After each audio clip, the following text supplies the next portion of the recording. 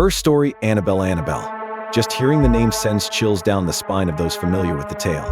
This infamous haunted doll has captured the imagination of millions, becoming a symbol of fear, superstition, and intrigue. Made even more notorious by the horror movie that bears its name, Annabelle is far more than just a prop in a film. Behind the Hollywood dramatization lies a real story, a story of unexplained phenomena, terror, and an object that continues to defy logical explanation. In this video, we delve into the origins of Annabelle, the bizarre events surrounding her, and the lasting impact she has had on paranormal lore.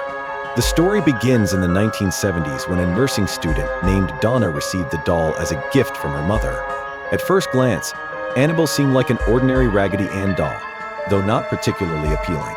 Her stitched smile and wide eyes might have seemed comforting to some, but to others, there was always something slightly unsettling about her appearance. Donna thought nothing of it. After all, it was just a thoughtful present from her mom. Little did she know, this innocent-looking doll would soon become the center of a living nightmare. It started with small, seemingly harmless occurrences. Donna and her roommate Angie noticed that Annabelle wouldn't stay where they left her. She'd move from one side of the room to another, sometimes shifting positions entirely. At first, they brushed it off, thinking they might have accidentally moved her or misremembered where they had placed her. But as time went on, the movements became more deliberate and far harder to dismiss. The doll began appearing in entirely different rooms, even when the apartment was locked and no one else was around. One particularly unnerving discovery was a series of handwritten notes scattered throughout the apartment. The notes, written on parchment paper that neither Donna nor Angie owned, contained chilling messages like "Help us" and "Help Lou," referring to Angie's boyfriend. The young women were terrified but still hesitant to believe that a doll could be behind these strange occurrences. Fearing that something sinister was at play, Donna and Angie sought help from a medium. During a seance, the medium revealed that the doll was inhabited by the spirit of a young girl named Annabelle Higgins. According to the medium, Annabelle had died in tragic circumstances and felt comforted by Donna and Angie's presence. Sympathetic to the story, Donna allowed the spirit to stay, thinking they were offering solace to a lost soul. But Lou, Angie's boyfriend, was not convinced. He had a growing unease about the doll and warned the women that something was off. His suspicions were soon validated when he began experiencing terrifying events firsthand. One night, he awoke from a deep sleep, paralyzed and unable to move.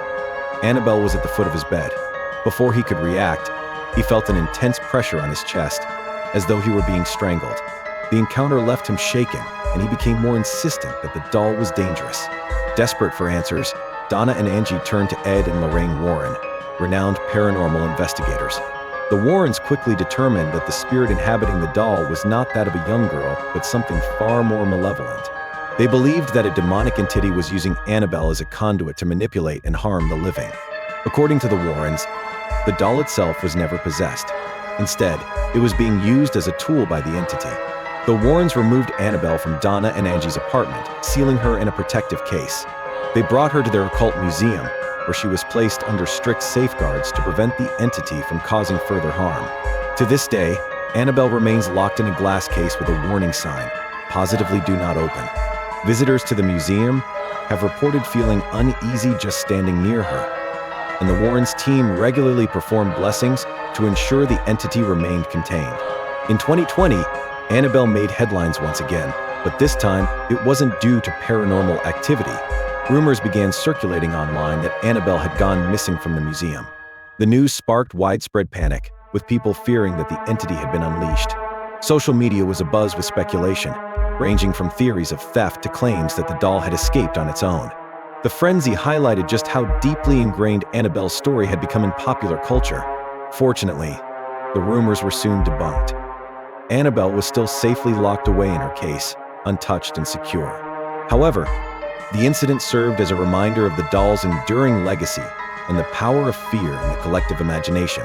Even the mere idea of Annabelle being free was enough to send shivers down people's spines. Annabelle's story has become a modern cautionary tale, often compared to taking risks in life. Some have likened the unpredictability of dealing with Annabelle to the risks of gambling, an ironic, yet apt analogy. Just as gamblers weigh their odds before making a move, those who encounter Annabelle are left questioning their choices and the potential consequences. Stories like Annabelle's highlight the thin line between curiosity and danger, and why some risks are better left untaken. The story of Annabelle is more than just a tale of a haunted doll. It's a reflection of our deepest fears, our fascination with the unknown, and our relentless search for answers in a world filled with mysteries. Whether you believe in the paranormal or not, there's no denying the impact Annabelle has had on popular culture in the realm of the supernatural. She's a reminder that some stories are too chilling to forget, and some objects are best left undisturbed. So, the next time you see a doll staring back at you, just remember, Annabelle's story started with a gift, and it ended with a legend. Second story, Robert. In the realm of haunted objects, few tales are as eerie and captivating as that of Robert the Doll. Gifted to Robert Eugene Otto, a young boy living in Key West, Florida, in the early 1900s, this seemingly innocent toy would go on to become one of the most infamous haunted dolls in history. Its story is one of mystery, fear, and unanswered questions, making it a subject of fascination for both skeptics and believers. In this video, we'll dive deep into the chilling history of Robert the Doll, explore the strange events surrounding him, and discuss why he continues to captivate audiences to this day.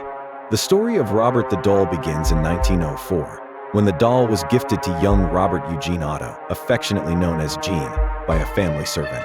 Crafted in Germany, the doll was life-sized, dressed in a sailor suit, and eerily lifelike. Gene immediately formed a strong attachment to the doll, naming it Robert after himself. The two became inseparable, with Gene treating the doll as his closest confidant. However, it wasn't long before the family began noticing odd and unsettling occurrences. Gene's parents often heard him talking to Robert in his room. While this might seem normal for a child, what disturbed them was the fact that a deep, guttural voice would respond, one that didn't belong to Gene. At first, they dismissed it as Gene mimicking voices during his playtime. But the strange events didn't stop there. Items in the house began to go missing, only to be found in bizarre locations. Furniture was overturned, and objects were broken. When confronted, Gene always had the same explanation: Robert did it. The family's unease grew as they noticed Robert the Doll seemingly moving on his own. Gene's parents would leave the doll in one part of the house, only to find it in another. Neighbors also reported seeing Robert move from window to window when no one was home. It became clear that this was no ordinary toy. As Gene grew older, the strange occurrences only intensified. His parents became increasingly disturbed by the doll's presence, especially as Gene continued to blame Robert for acts of mischief. The servant who had originally given the doll was rumored to have practiced voodoo, leading the Ottos to suspect that the doll might be cursed. Despite their fears, they couldn't bring themselves to part with Robert, as Gene remained fiercely protective of him. Eventually, Gene moved away to study art in New York and Paris, leaving Robert behind. For a time, the house fell silent, and the doll was stored in the attic. But this reprieve was short-lived. When Gene returned to Key West as an adult, he inherited the family home and immediately retrieved Robert from the attic. Gene's obsession with the doll reignited, and he insisted on keeping Robert by his side at all times, even giving him a seat at the dinner table. Gene's marriage to his wife, Anne, was deeply affected by his attachment to Robert. Anne found the doll unsettling and urged Gene to get rid of it, but he refused. He insisted that Robert was a part of his life and deserved respect. Anne's discomfort grew as she experienced the doll's unsettling behavior firsthand. She reported hearing footsteps and giggles when no one else was around, and she often felt as though Robert was watching her. The strain on their marriage reached its peak when Gene began having erratic mood swings, which Anne attributed to Robert's influence. Despite her efforts to distance them from the doll, Gene remained steadfast in his loyalty to Robert, often referring to him as if he were alive. Gene's obsession with Robert persisted until his death in 1974. After Gene passed away, the house was sold, and the new owners quickly realized that they had inherited more than just a property. The strange occurrences continued, with reports of Robert moving on his own and causing disturbances. The new owners, unwilling to deal with the doll's eerie presence, eventually donated Robert to the East Martello Museum in Key West. Since 1974, Robert has been on display at the East Martello Museum, where he resides in a glass case. Visitors are warned to approach Robert with respect, as it is said that mocking or disrespecting him can lead to misfortune. The museum has received countless letters from individuals who claim to have experienced bad luck or paranormal events after interacting with Robert. The museum staff has also reported unusual occurrences, such as changes in the doll's expression, unexplained giggles, and disturbances in the surrounding area. Despite these unsettling events, Robert remains one of the museum's most popular attractions, drawing curious visitors from around the world. One of the most enduring aspects of Robert's story is the belief in his curse. Visitors who have taken photos of the doll without permission or made fun of him often report experiencing strange and unfortunate events afterward. Some attribute these incidents to coincidence, while others are convinced that Robert's curse is real. To this day, the museum receives letters and offerings from people seeking to apologize to Robert and lift the curse. Robert the Doll's story has inspired countless tales, including the creation of the Chucky character in the Child's Play film series. His legend has been featured in documentaries, books, and TV shows, solidifying his status as one of the most famous haunted objects in the world. Despite his fame, Robert's story remains shrouded in mystery, leaving skeptics and believers alike to ponder the truth behind the tales.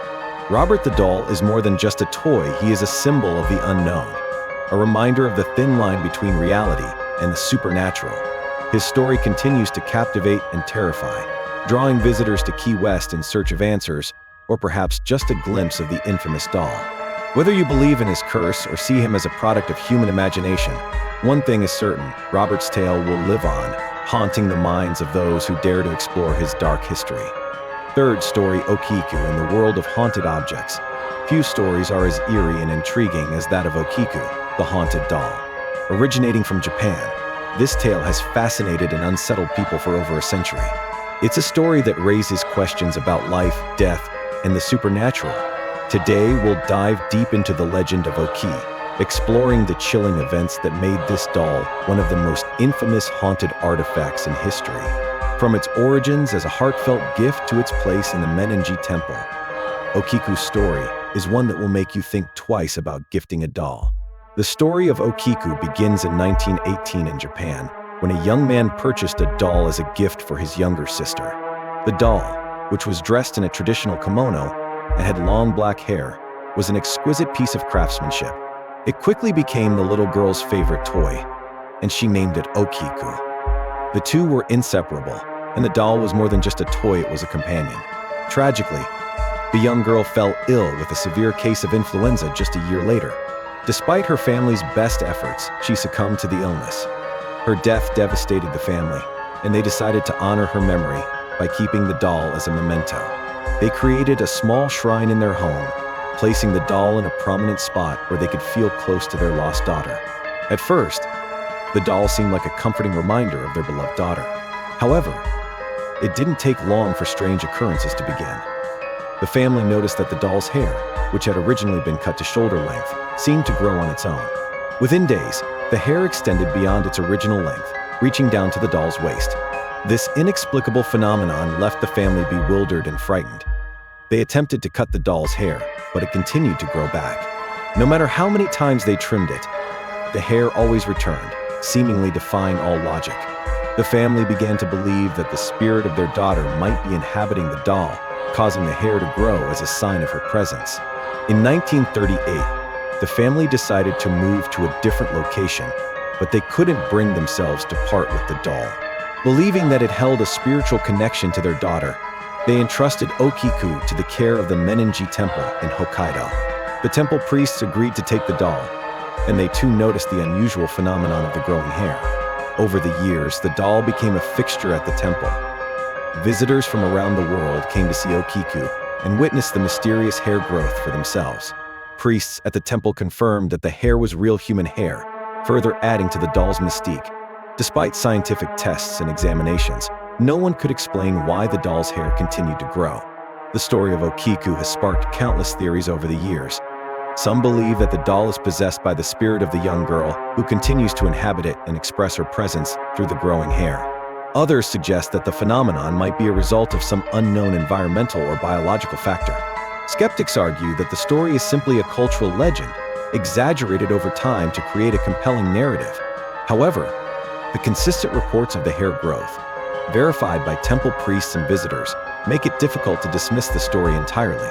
The doll's hair has been analyzed multiple times, and it has been confirmed to be human hair, adding another layer of mystery to the tale. Okiku's story is deeply rooted in Japanese culture, where the spiritual connection between objects and their owners is often emphasized. In Japan, Dolls are not just toys, they are seen as vessels that can hold emotions, memories, and even spirits. This cultural context helps to explain why the family and the temple priest treated Okiku with such reverence. The story of Okiku has also inspired numerous adaptations in literature, film, and art. It serves as a reminder of the thin line between the living and the spiritual world, and the ways in which grief and loss can manifest in mysterious and unexplainable ways. Today, Okiku remains at the Menenji Temple, where she continues to attract visitors from around the globe. The doll is carefully maintained, and her hair is regularly trimmed to keep it at a manageable length. Despite the years that have passed, the phenomenon of the growing hair persists, leaving both believers and skeptics alike with more questions than answers. Visitors often report feeling a sense of unease when standing near the doll, as though they are being watched. Some have claimed to see the doll's expression change or to hear faint whispers in the temple. These accounts, though unverified, add to the eerie reputation of Okiku. The tale of Okiku is one that continues to captivate and terrify. Whether you believe in the supernatural or see the story as a fascinating cultural legend, there's no denying the impact it has had on those who encounter it. Okiku serves as a reminder of the mysteries that lie beyond our understanding and the ways in which objects can hold a deeper significance than we might realize. As we conclude this exploration of Okiku's story, one thing is clear: the legend of this haunted doll will continue to haunt our collective imagination for generations to come. So, the next time you consider buying a doll as a gift, remember the tale of Okiku and think carefully about what you might be bringing into your home. Fourth story: Ruby. In the shadowy corners of the paranormal world, certain objects have gained notoriety for their mysterious and unsettling behaviors. Among them is Ruby, a porcelain-skinned doll with pink, chubby cheeks that exudes both charm and an air of unease. Known for her alleged ability to move on her own and the overwhelming feelings of sorrow she invokes, Ruby's story is one steeped in mystery, tragedy, and speculation.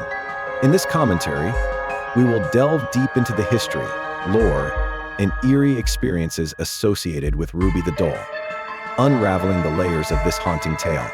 Ruby's exact origins are shrouded in mystery, but one consistent thread runs through her story: tragedy. According to accounts passed down through generations, Ruby once belonged to a young girl whose life was tragically cut short. The little girl reportedly died while holding the doll, an event that left an indelible mark on the object. Since that fateful day, Ruby has been passed down through family lines, her presence always accompanied by an inexplicable sadness. The doll's porcelain face, pink cheeks, and delicate craftsmanship suggest she may have been created in the late 19th or early 20th century. Such dolls were cherished possessions, often representing love, care, and companionship.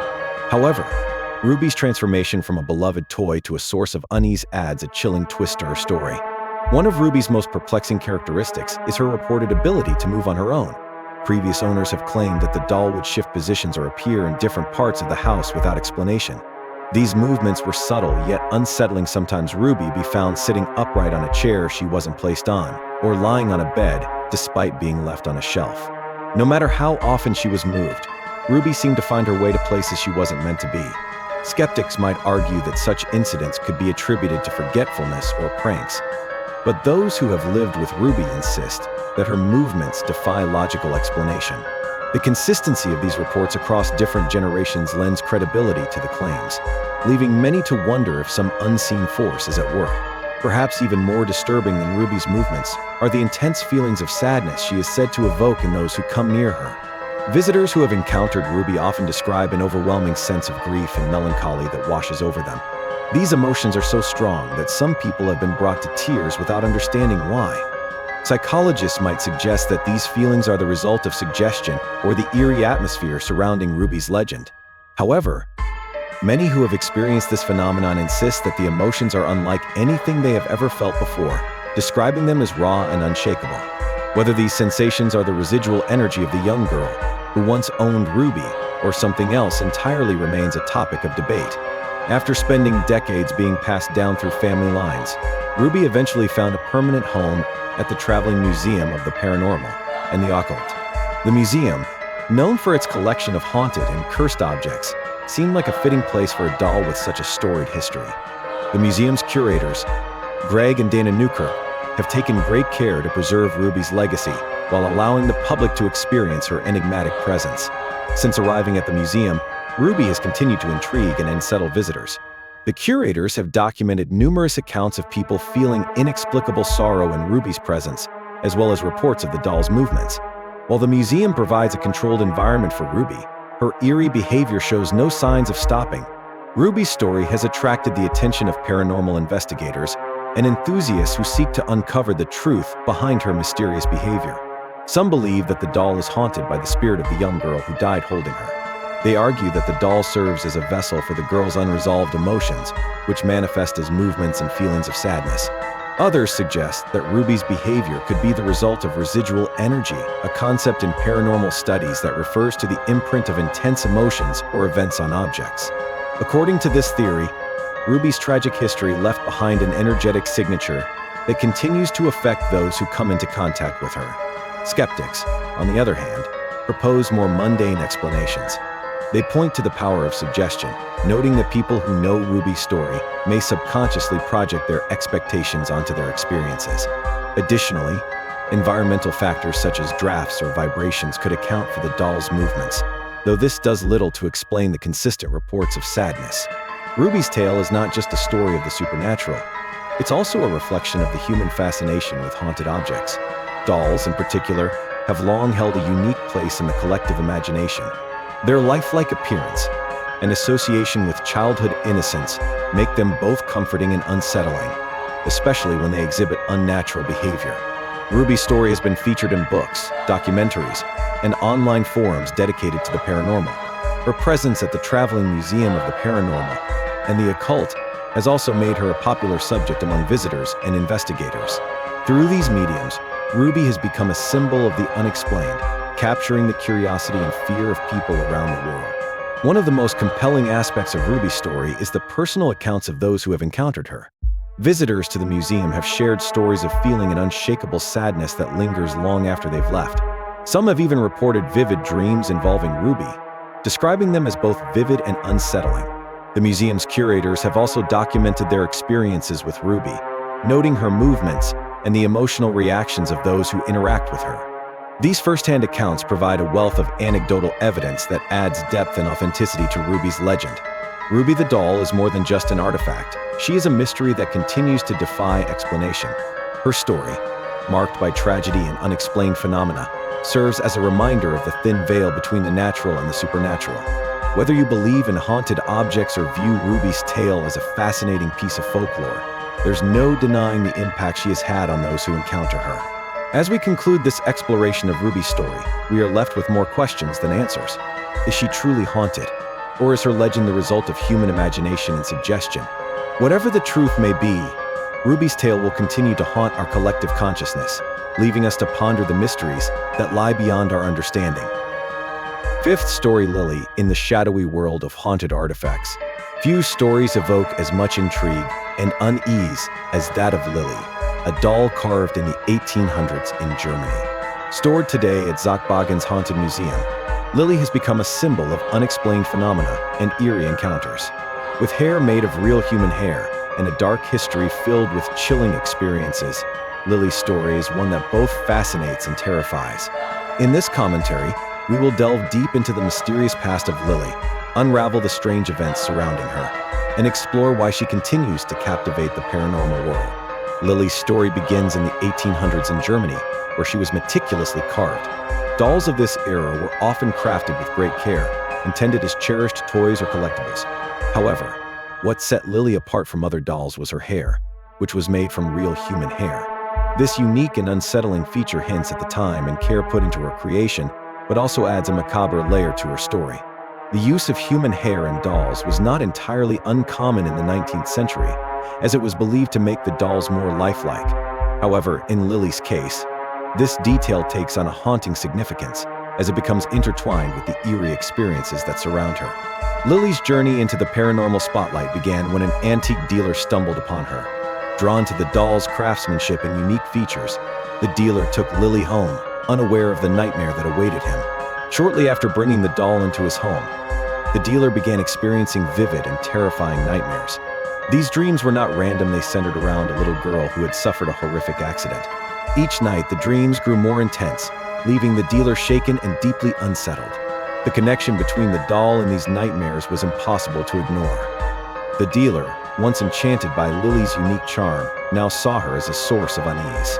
Desperate to rid himself of the doll, he decided to sell her, hoping to leave the nightmares behind. Lily eventually found her way to an antique store, where her unsettling presence continued to make itself known. Customers and staff alike began reporting strange experiences involving the doll. One of the most chilling accounts came from a young girl who visited the store. To the astonishment of everyone present, the girl sat down with Lily and talked to her for nearly 3 hours, as though the doll were a living person. When questioned about her interaction with Lily, the girl claimed that the doll had endured major violence in her past. This revelation was both alarming and inexplicable. How could a child perceive such a story from an inanimate object? The incident left the store's staff and patrons deeply unsettled. The young girl's experience was not an isolated event. Other customers reported feeling a strange energy emanating from the doll. Some described it as a heavy, oppressive sensation, while others spoke of an inexplicable sadness. These consistent reports of strange energy and unsettling interactions cemented Lily's reputation as a haunted artifact. Eventually, Lily found a new home at Zach Bagans' Haunted Museum in Las Vegas, a place known for its collection of paranormal and cursed objects. Zach Bagans, a prominent figure in the world of the supernatural, recognized the significance of Lily's story and added her to his extensive collection. At the museum, Lily is displayed alongside other infamous haunted artifacts. Visitors often report feeling uneasy in her presence, with some claiming to sense a palpable energy around the doll. The museum staff takes great care in handling Lily, acknowledging the mysterious and potentially dangerous aura that surrounds her. The story of Lily has sparked numerous theories about the source of her haunting. Some believe that the doll is possessed by the spirit of a child, possibly the one depicted in the antique dealer's nightmares. This theory suggests that the child's tragic and violent past has bound her spirit to the doll, causing the strange phenomena that people experience. Others propose that Lily's haunting is the result of residual energy. According to this theory, the doll has absorbed the emotions and experiences of its previous owners, particularly the traumatic events that occurred in its presence. This residual energy may explain the feelings of sadness and unease that people report when near Lily. Skeptics, on the other hand, argue that the stories surrounding Lily are the product of suggestion and imagination. They point out that the human mind is prone to creating connections and narratives, especially when dealing with objects associated with the supernatural. However, the consistency of the reports and the vividness of the experiences make it difficult to dismiss Lily's story outright.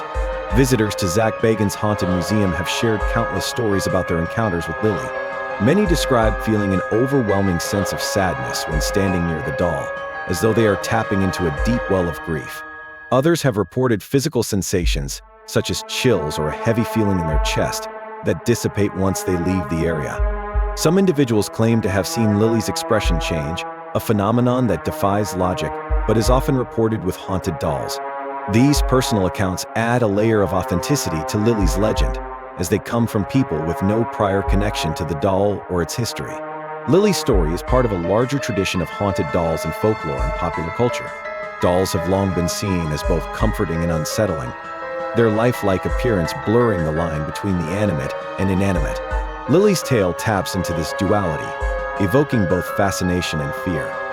The doll's presence at Zach Bagans' Haunted Museum has also elevated her status in the paranormal community. She has been featured in documentaries, articles, and online discussions, becoming a symbol of the unexplained and the uncanny.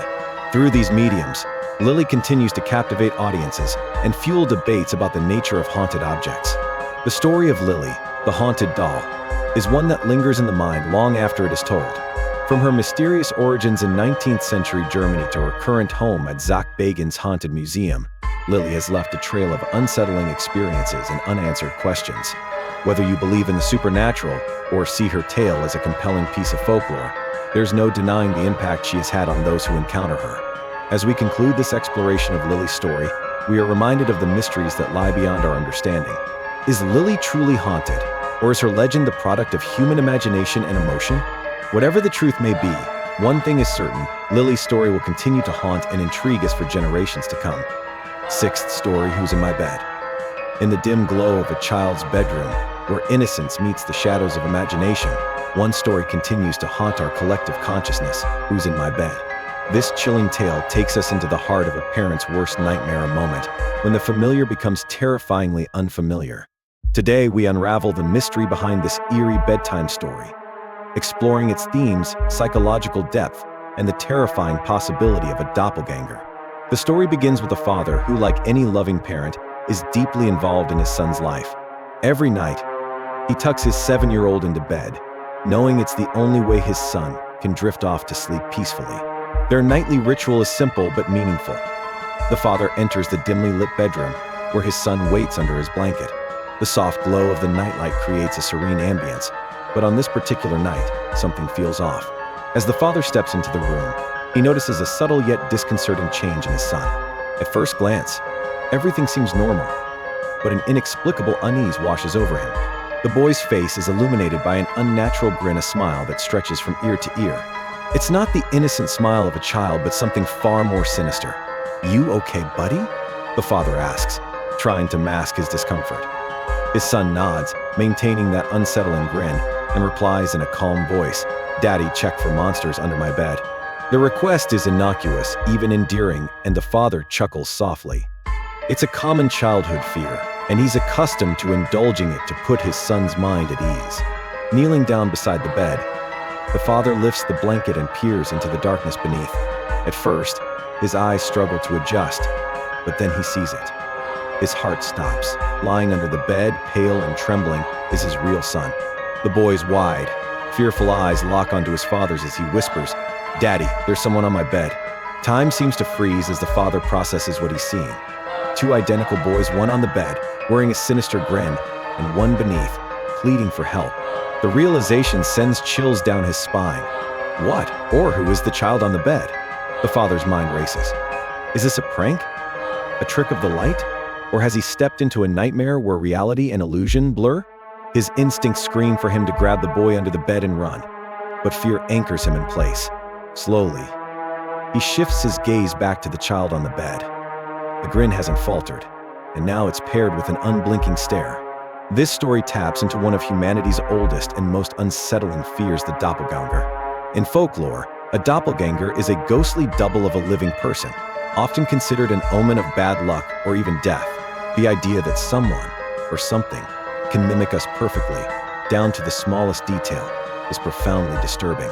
It challenges our sense of identity and safety, making us question who we are and whether we can trust even our closest loved ones. The father's dilemma mirrors this fear. He is faced with 2 versions of his son, one seemingly harmless but terrified, the other eerily calm and threatening.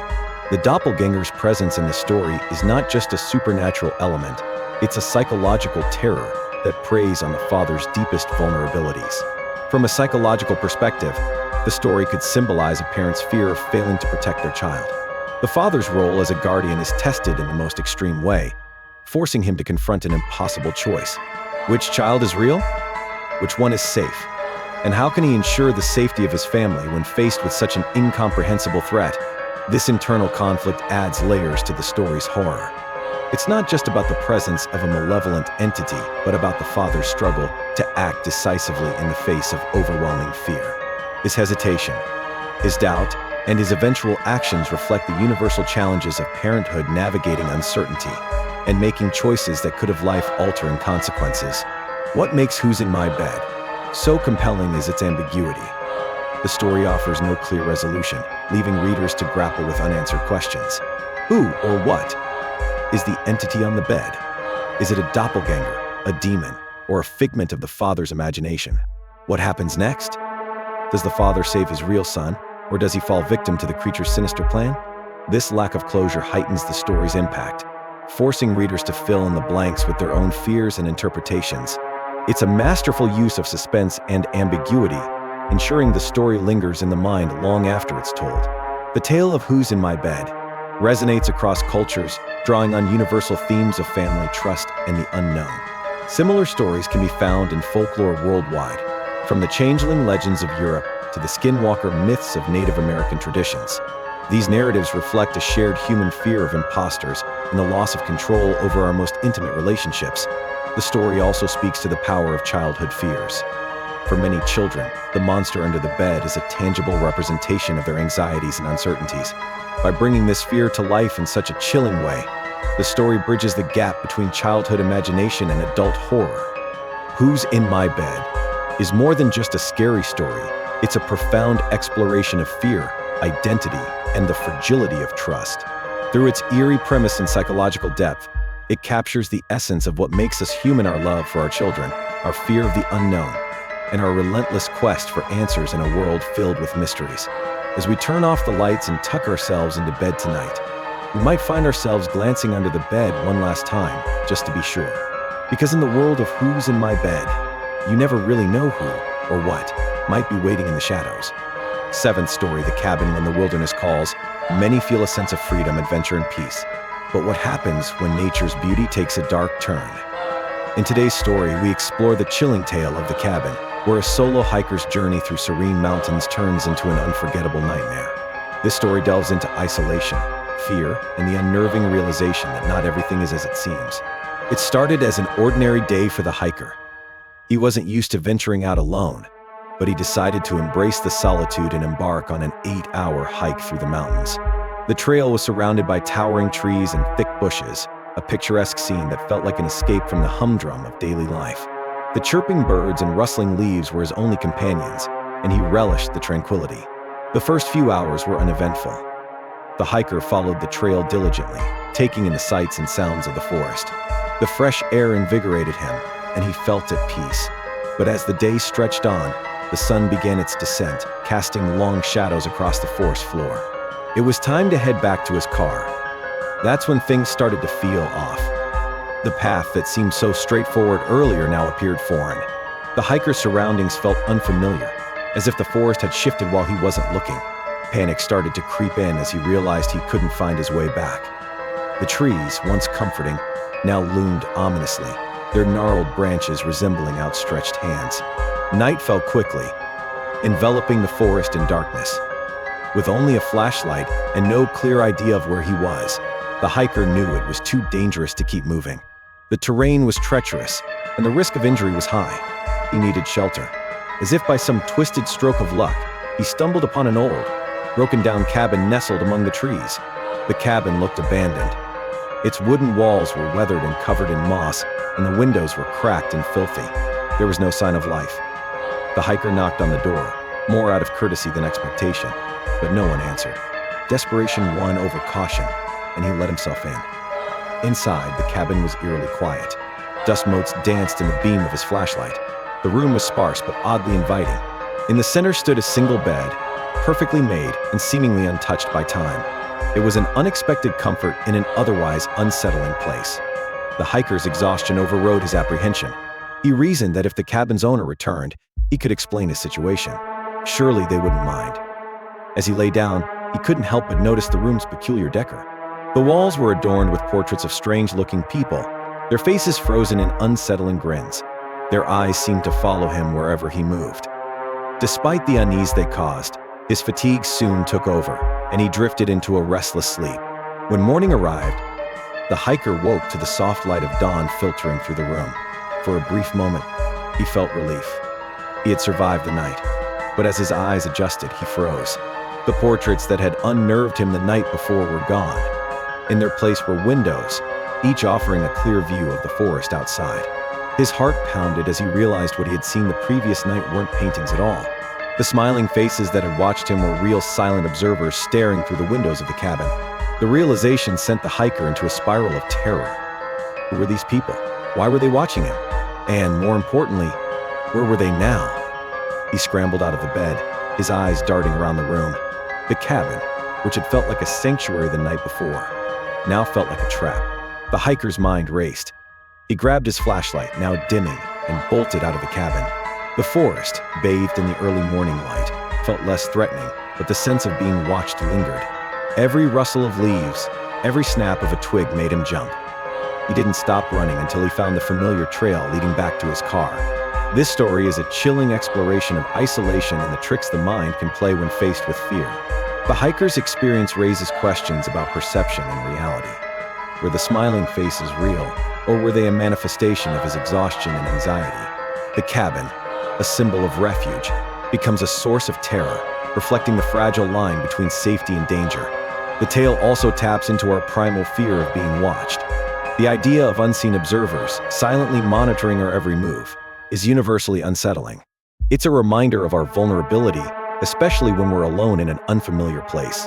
One interpretation of the story involves the concept of doppelgangers. Could the smiling faces have been distorted reflections of the hiker himself? Doppelgangers are often seen as harbingers of doom in folklore, representing a split identity or a confrontation with one's darker side. The cabin itself adds another layer of mystery. Who built it, and why was it abandoned? The perfectly made bed and the absence of dust suggest recent activity, yet the hiker encountered no one. The portraits, or windows, imply that the cabin was designed with a sinister purpose.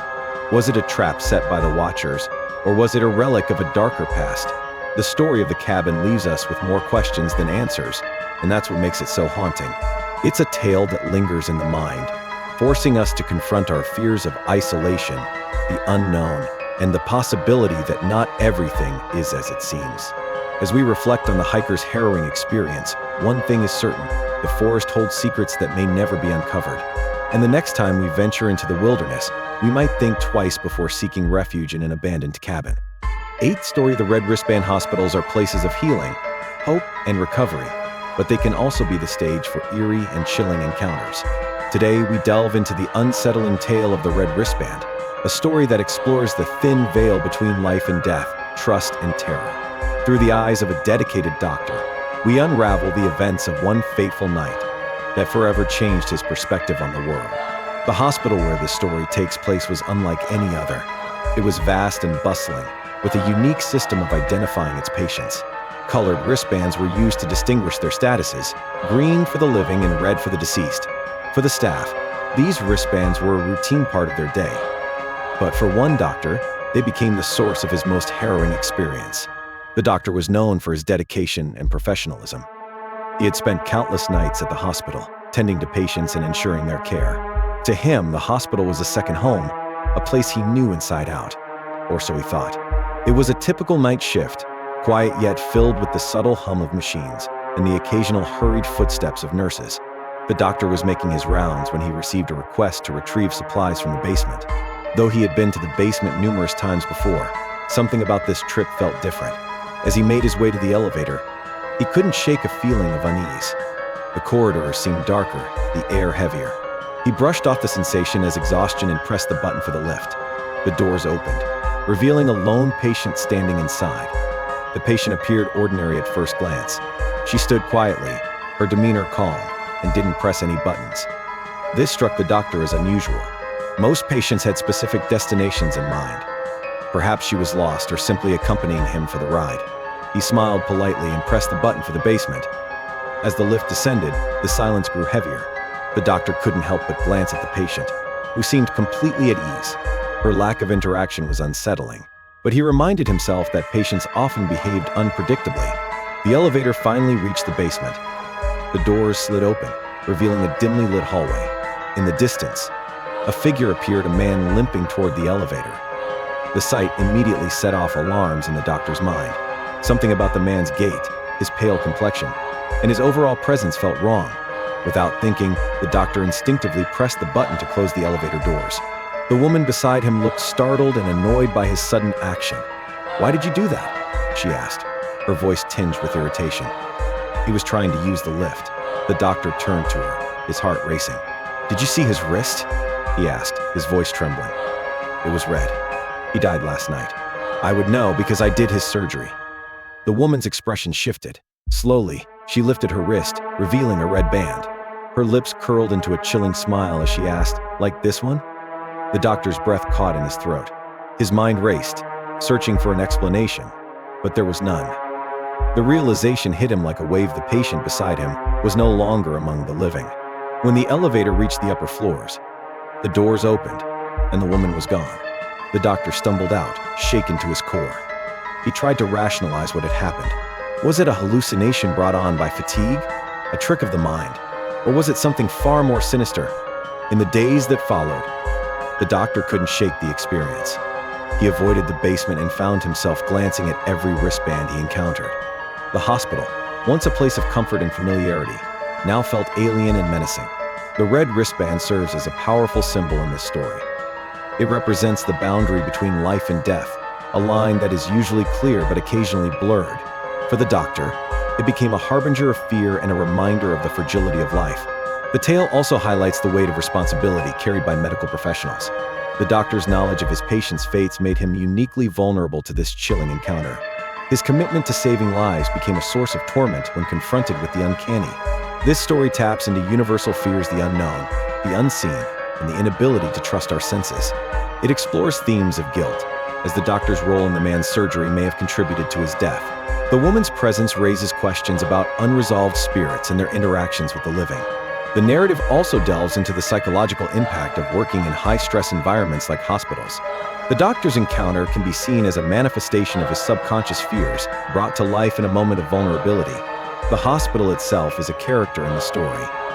Its sterile halls, dim lighting, and quiet atmosphere create a perfect backdrop for the supernatural. The basement, a place often associated with storage and forgotten items, becomes a setting for fear and suspense. The story leaves readers with a lingering sense of unease. The abrupt disappearance of the woman and the unanswered questions about her identity add to the mystery. Was she a ghost, a figment of the doctor's imagination, or something else entirely? The red wristband is a haunting tale that stays with you long after it ends. It's a reminder that even in places of science and reason, the unexplained can still find a way to seep through. As we leave the doctor to grapple with his experience, one question remains: how would we react if faced with the same chilling revelation? Ninth Story White with Red Mysteries have a way of drawing us in, especially when they involve strange warnings, unexplained occurrences, and an unsettling story from the past. Today we explore the eerie tale of White with Red, a story that plays on human curiosity and the consequences of peering into the unknown. Let's step into the shoes of our protagonist, a man who moved into a seemingly ordinary apartment only to uncover something sinister. It all began when a man moved into a new apartment building. Excited about starting fresh, he headed to the receptionist to collect his keys. The receptionist greeted him warmly, but gave an odd warning: don't disturb the door with no number on your floor. The man found the warning peculiar but didn't question it. He was too engrossed in the excitement of his new home to care. The apartment was cozy and inviting. Unpacking his belongings, he felt a sense of accomplishment. Yet, the receptionist's words lingered in his mind. Why would someone warn him about a specific door? His curiosity began to grow, and soon it became too much to ignore. Late that evening, after settling in, the man decided to investigate. He stepped into the dimly lit hallway and found the door with no number. It looked unremarkable, just another door in the corridor. He reached for the knob and turned it, but it was locked. Frustrated, his curiosity drove him to kneel and peek through the keyhole. What he saw baffled him. The apartment on the other side appeared empty, devoid of furniture or personal items. His eyes wandered until they settled on a figure standing in the corner. It was a woman with pale skin and long black hair. She faced the wall, motionless. The sight sent chills down his spine. Feeling guilty for intruding, he quickly pulled away and returned to his apartment, brushing off the incident as strange but harmless. The following day, the memory of the pale woman haunted him.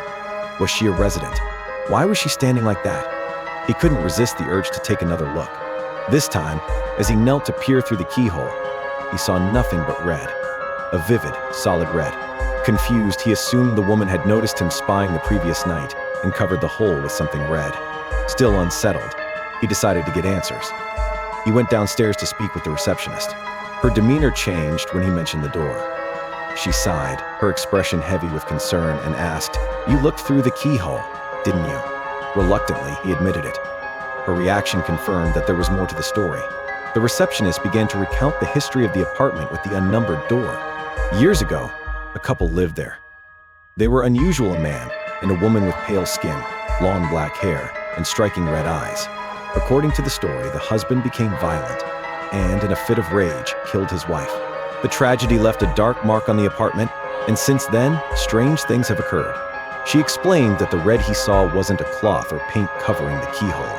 It was the color of the wife's eyes. Her spirit lingered in the apartment, and those who dared to look through the keyhole would see her gaze staring back at them. The man felt a wave of dread wash over him. The receptionist's story connected the dots in a chilling way. The pale woman he had seen was not alive. Her stillness, her presence, and the red he saw it all made sense now. He had unwittingly disturbed a spirit, and he couldn't shake the feeling that she was aware of his intrusion. That night, he locked his door and double-checked the windows. Sleep evaded him as he replayed the events in his mind. Every creak of the apartment, every shadow, felt like a reminder of the ghostly figure he had seen. The story of White with Red delves into themes of curiosity, boundaries, and the supernatural. The unnumbered door symbolizes the forbidden, a line that should not be crossed. The man's curiosity serves as a cautionary tale, illustrating how the desire to know more can lead to unintended consequences. The pale woman with red eyes represents lingering grief and unresolved tragedy. Her presence is a reminder of the past, a haunting that refuses to be forgotten.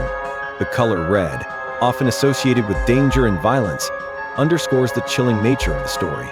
The apartment building itself plays a crucial role in the narrative. Its quiet halls and mysterious door create an atmosphere of suspense. The unnumbered door stands out as an anomaly, a focal point for the story's tension. The building's history adds depth to the tale, turning it into a character in its own right.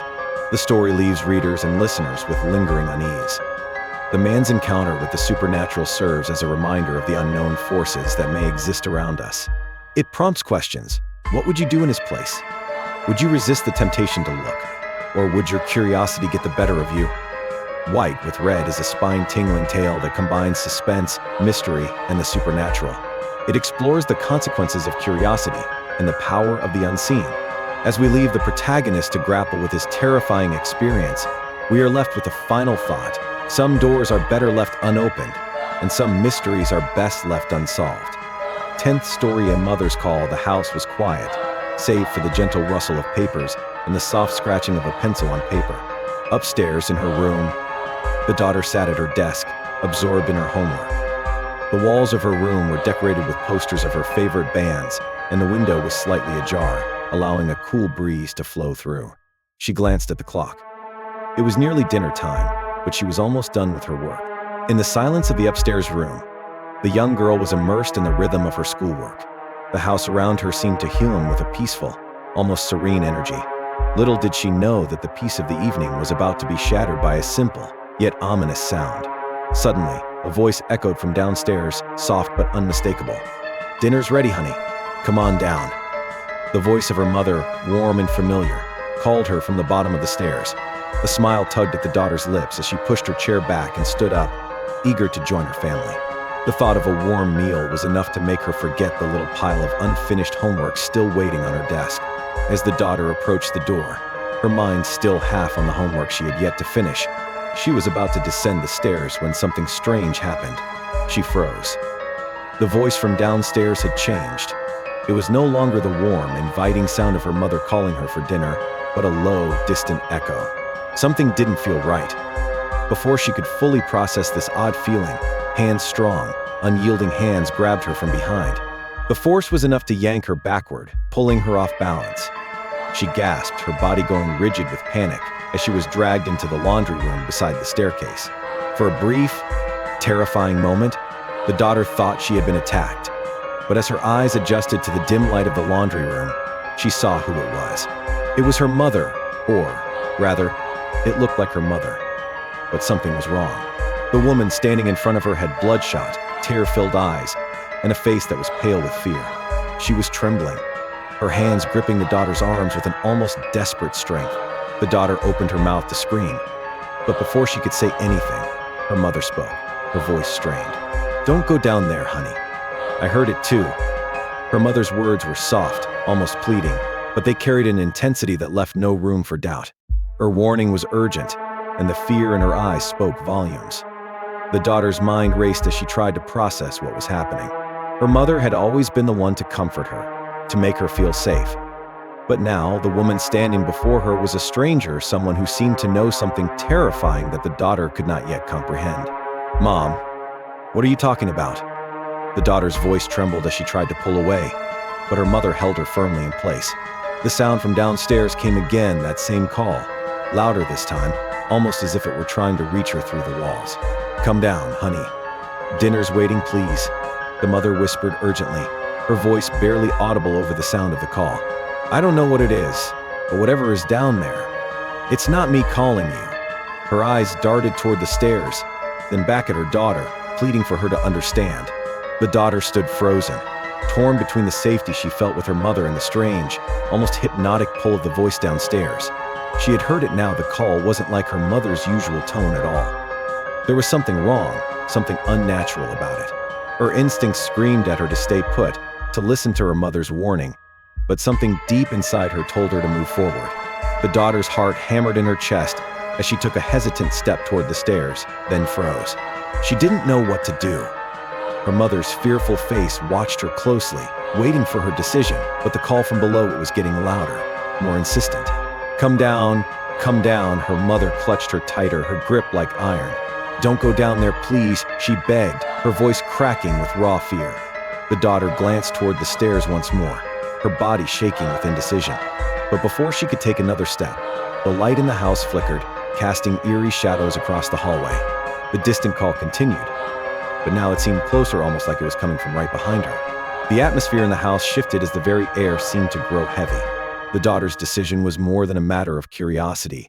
It was a choice between safety and the unknown, between staying with her mother or stepping into a darkness she could not yet understand. The daughter's breath caught in her throat as the lights flickered once again. Whatever waited for her downstairs would soon be revealed.